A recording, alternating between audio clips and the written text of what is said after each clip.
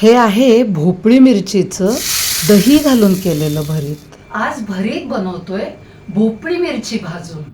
अगदी खमंग लागणारं असं हे भरीत। 2 भोपळी मिरच्यांना तेलाचा हात लावून सुरीने स्लिट द्यायची आणि मंद गॅसवर सगळ्या बाजूनी वांग भाजतो तसं छान भाजून घ्यायच्या।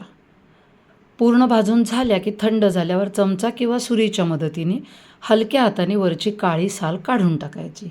देठ आणि बिया काढायच्या आणि या सिमला किंवा भोपळी मिरचीचे तुकडे करायचे।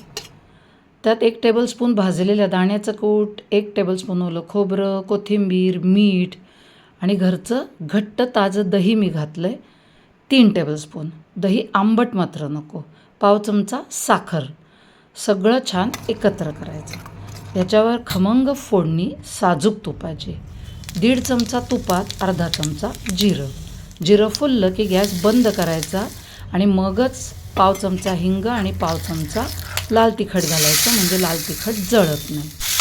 ही छान सुवासिक फोडणी त्या भरतावरती सगळं व्यवस्थित एकत्र केलं की चांगली पोषण मूल्य असणारा एक मस्त पदार्थ तयार।